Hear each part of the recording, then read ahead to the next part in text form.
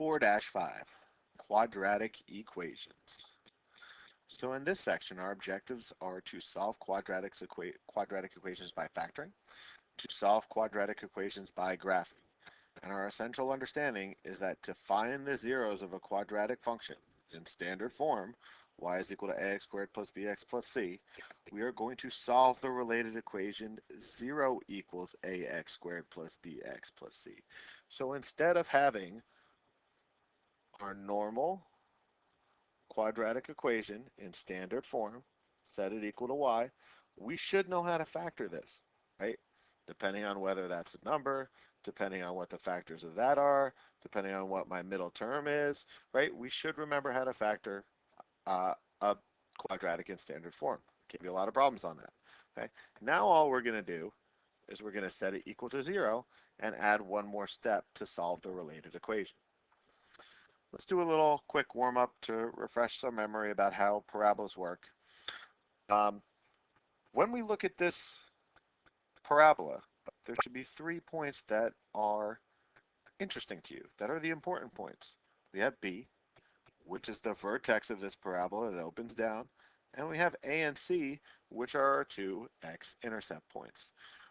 We should remember how to solve that if it's in vertex, or to find the vertex. If it's in vertex form, we can just look and find the vertex. If it's in standard form, remember we use the formula that the x-coordinate of the vertex is equal to negative b over 2a. And to find the y-coordinate of the vertex, I plug in negative b over 2a into the original function. Okay, so that's our vertex point, point B. What we're going to focus on this lesson is to find those two coordinates, the places where the parabola crosses the x-axis. And hopefully you remember that in this particular problem, when we have this graph, we should remember that every parabola is symmetric. So if we knew this distance, which we do since we have two coordinates, so if this starts at -8 and that point right there is positive 6.4, the difference between this point and this point is 14.4. So if I wanted to find the coordinate of C, we would just take 6.4 plus 14.4, and we would get 20.8 comma 0 because it is a x-intercept point. Okay? So, what we're going to spend a lot of time talking about is that those 2 points, the place where the graph crosses the x-axis, is called a 0 of the function. Okay, so wherever the graph of a function f of x intersects the x-axis, f of x is equal to 0, and that is called a 0 of the function. Every function that crosses the x-axis has a 0. Most parabolas have to, but they don't have to, because we could clearly see we can make a parabola that does not cross the x-axis at all. So that one does not have any real zeros, but it has a different kind, and we'll talk about that in a couple sections. Okay. So to solve some quadratic equations in standard form by factoring, we're going to look at the expression and use something called the zero product property.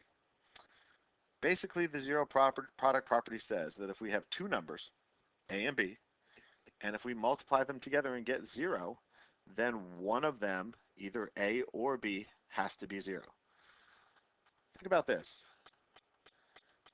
If I take 2 times the number x and the answer is 0, obviously I would solve this by dividing both sides by 2, and I would get that x is equal to 0. But there is no other number that you could possibly think of that if you took 2 times something and the answer was 0, there's no other way to get 0 as an answer. So we can use this product property and say that if two things are multiplied together and their product is 0, one of the two things that we're multiplying has to be a 0. Okay? And we can use this to solve quadratic equations. Let's look at the top one first. What are those two solutions? Well, if I have an equation in standard form, That's not two things multiplied together. So maybe I should factor it. Factors of 6 that add to negative 5, well, that's going to be x minus 3 and x minus 2. But now we have this other part right here. We have that is equal to 0. Okay, so we should be able to factor pretty easily. Now we have that this thing is equal to 0. So what I'm going to do is, because now it is the factor of two terms, x minus 3 times x minus 2, and their product is 0, I can say that the first thing is equal to 0, or the second thing is equal to 0. And now I solve both of them to get x is equal to 3, add 2 to both sides, we get x is equal to 2. Let's look at that again. Don't worry about just the positive, we're going to get both. Okay, so first of all, we have to make sure that my quadratic is set equal to 0, or else the zero product property doesn't work. I don't have a 2x plus 35 property, right? I have a zero product property. So I'm going to say x squared minus 2x, bringing it over to the other side, minus 35 is going to be equal to 0. Now when I factor, I want the factors of 35, that's subtracting, give me 2. So that's going to be x minus 7, x plus 5 equal to 0. Okay? Because negative 7 times positive 5 is a negative 35. My inside pair is negative 7. My outside pair is positive 5. Add those together, we get negative 2. Set them both equal to 0. X minus 7 is equal to 0. X plus 5 is equal to 0. Set them both equal to 0 and solve for x. So we have 7 and negative 5. Okay? There's a couple different ways that we can have problems that we're going to need to solve. Okay, so this slide is going to have lots of problems to solve. Okay, I'm not going to be able to do them all, but let's look at a couple of these real quick. Look at number 1. If I want to solve an equation that looks like that, where I have x squared is equal to just a number, okay, that's the easy one. Okay? All I have to do is take the square root of both sides. Okay? Now you need to remember that there are two sets of numbers that can multiply together to give you 4. We have 2 times 2 and negative 2 times negative 2. So in an equation, when you take the square root of both sides, you have to account for both the positive and negative value. So here, x is going to equal plus or minus 2. Square root both sides over here for number 2, x is going to equal to plus or minus 6. Square root both sides over there for number 3, and is going to equal to plus or minus 5. All these cases, except for number 4, square root both sides, there is no such thing as plus or minus 0. It's just 0. Okay, so for the first 4, we're solving that by using a square root property. And the way I recognize that is it's always x squared equal to a number, or like number 5, x squared minus a number equals to 62. So there's the ax squared part, and there might be a c part.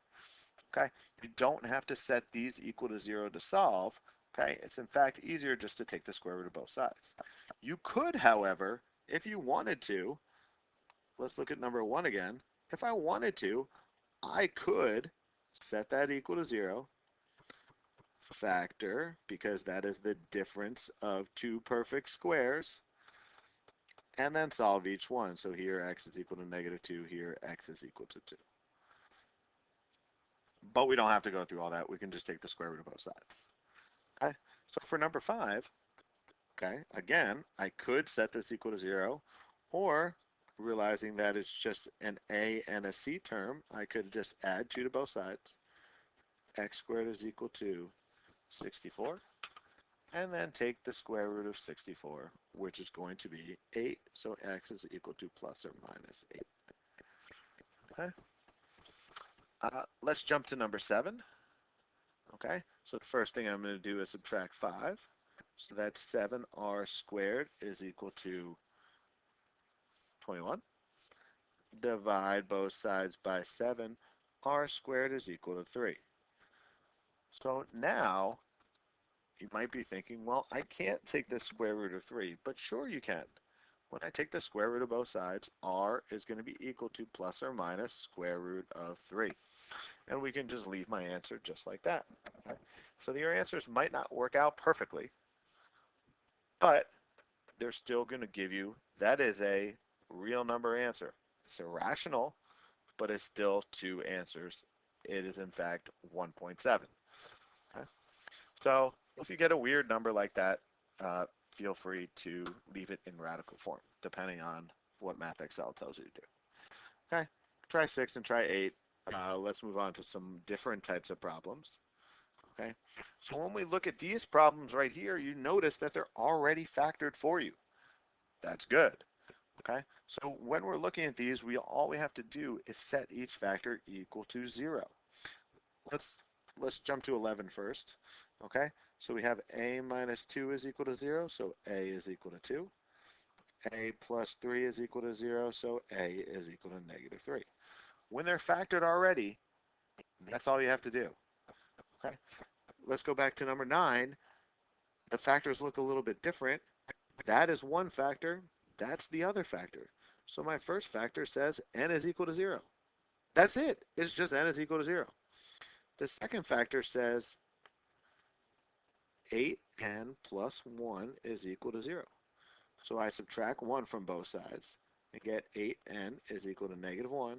Divide both sides by 8, and we have that n is equal to negative 1/8. Again, that's still a number. It's still a real number. It's a fraction, it's negative, okay? But it's still a real number.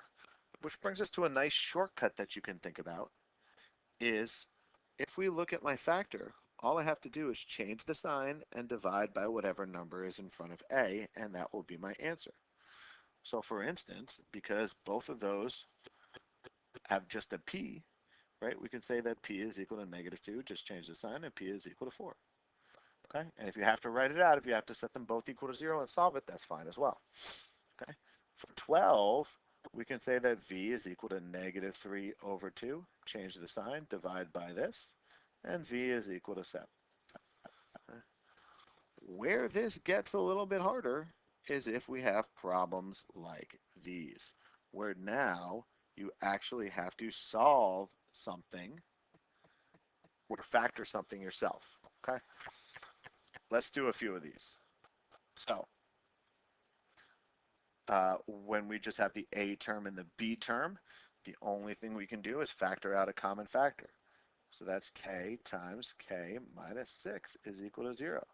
So k is equal to 0, k is equal to 6. Okay. 14 is pretty much like our standard factoring problem, factors of 20 that add up to negative 9. So that's going to be x plus 4, oops, not plus, minus.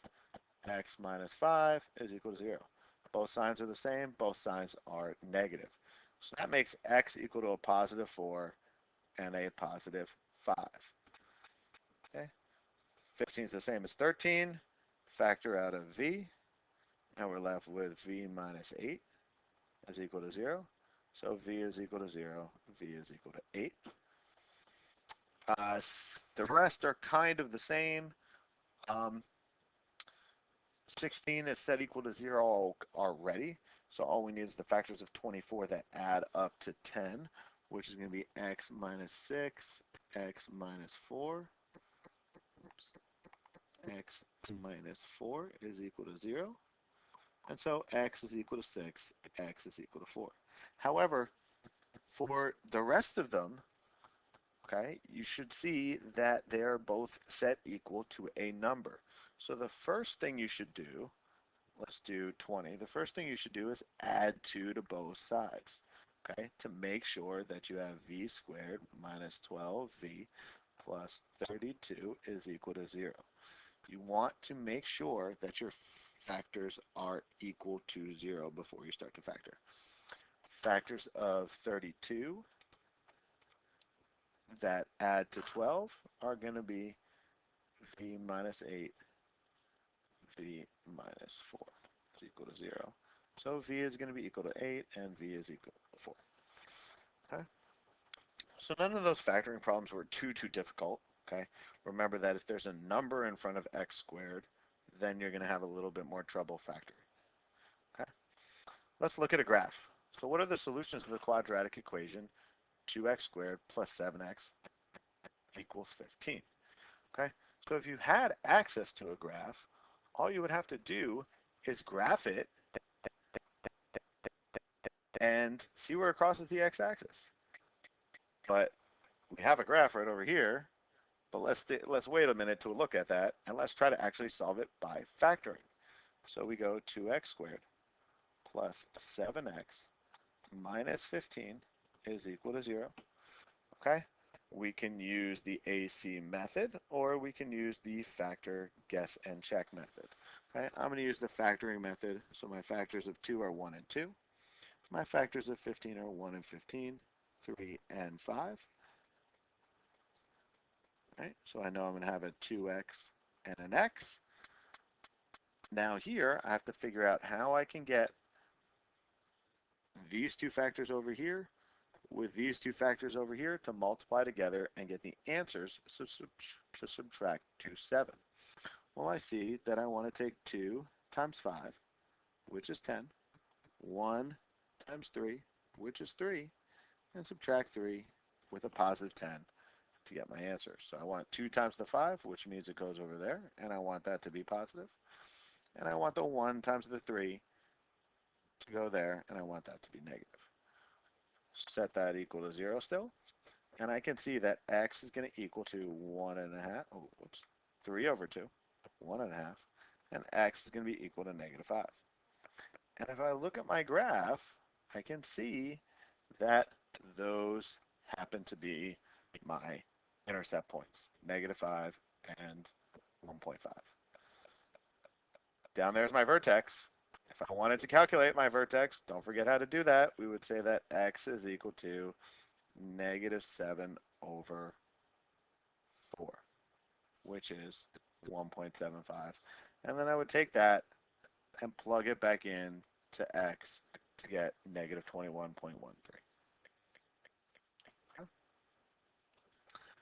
Finally, a very silly problem here, but we can use our quadratic equations to help solve this. So from the time of Mark Twain wrote the celebrated Jumping Frogs of Cavalierius County in 1865, frog jumping competitions have been growing in popularity.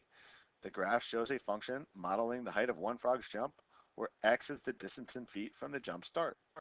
So how far did the frog jump? Well, if he started here, he jumped to there. My equation, negative 0.2, negative 0.029 x squared plus 0.59x, which is given to me right there in the problem, that's pretty easy to solve. I set it equal to 0. I can factor out an x,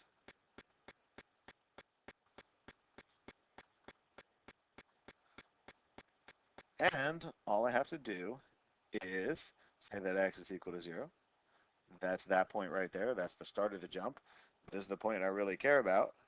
Okay, so I can just say that x is equal to, forget a decimal there, negative 0.59 over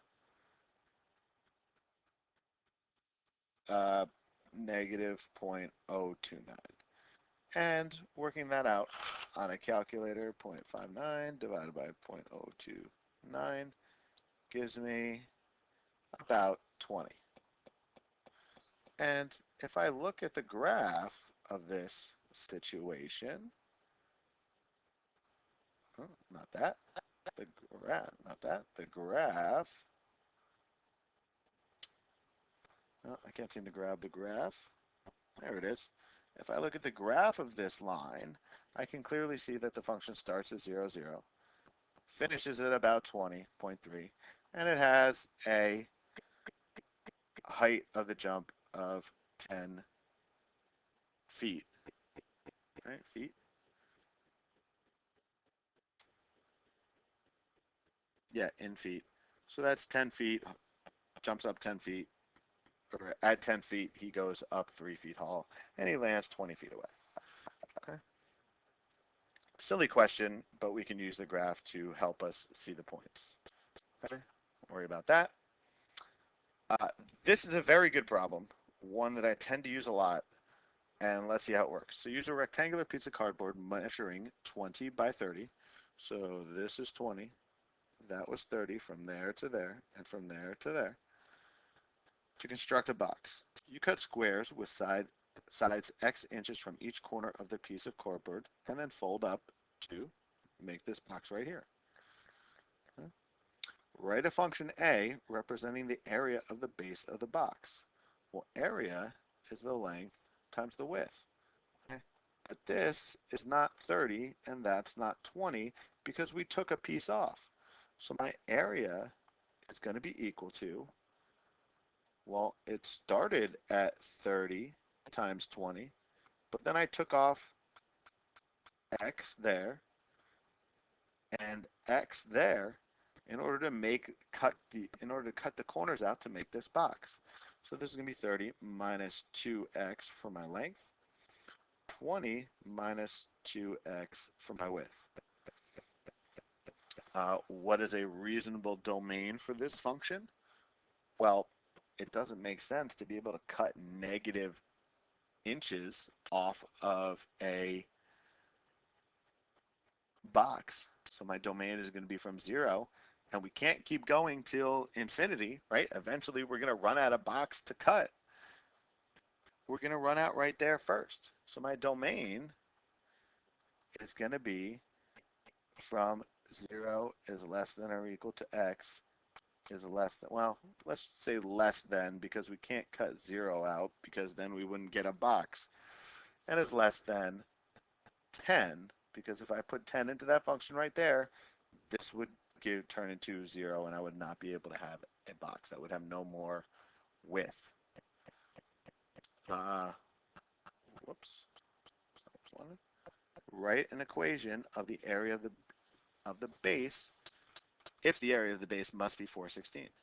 So all we have to do is go 30 minus 2x times 20 minus 2x and set that equal to 416. Okay? However, we've got to clean that up. So we are going to have to FOIL that out and write a nice equation and set equal to 0 so that I can eventually find the dimensions here. Okay, so let's do it. So we're going to go first 30 times 20 gives me 600. Outside, that's going to be minus 60x. Inside, minus 40x. And last is going to be plus 4x squared, and is equal to 416. I'm going to use the commutative property to rearrange this and put it in standard form, which means that x squared goes first. Can combine these two to get minus 100x plus 600, and then I'm going to subtract 416 from both sides to give me 184 plus 184.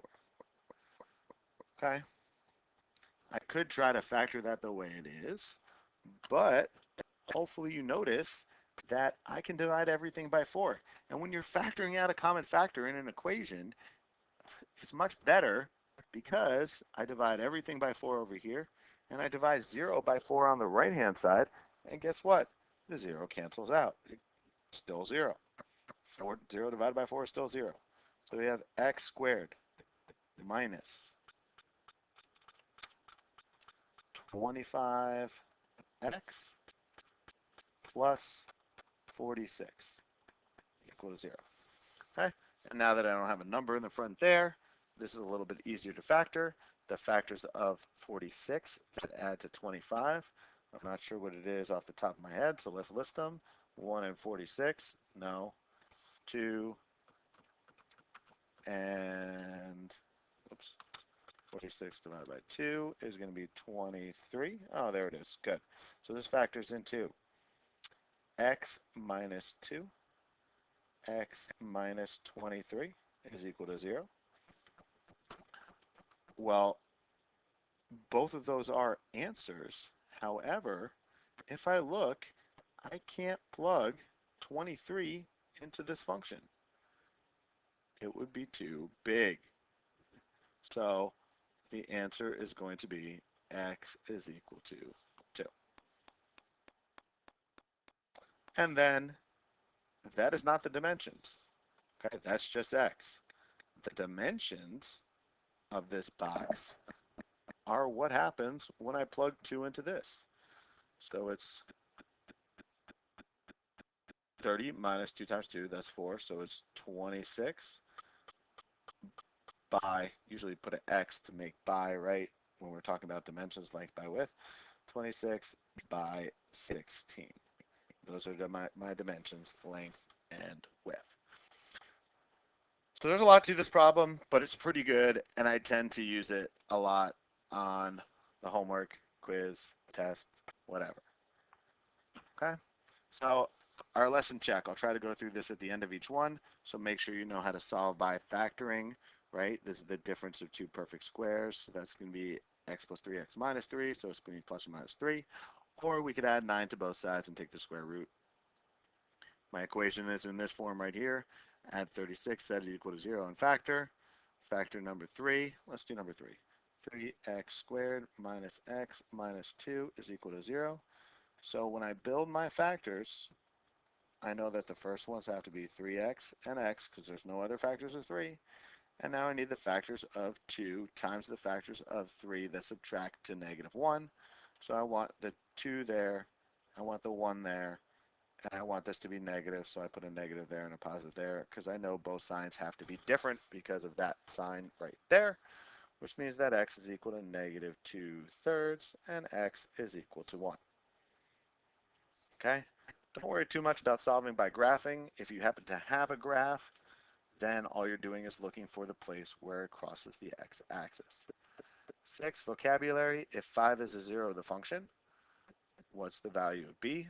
Well, it's going to be something with a factor of x minus 5 because that if 5 is a 0, x minus 5 has to be a factor. Okay? So if that's 5, the only other thing that multiplies together to give you 20 is going to be x plus 4, negative 20. Okay? Which means that the middle term must be a negative 1. No, positive, negative 1. Yes, negative 1. When is it easier to solve a quadratic equation by factoring than it is to solve using a table? We're never going to use a table, so don't worry about it. So don't worry about number 8 either. Okay, so that was 4-5 quadratic equations.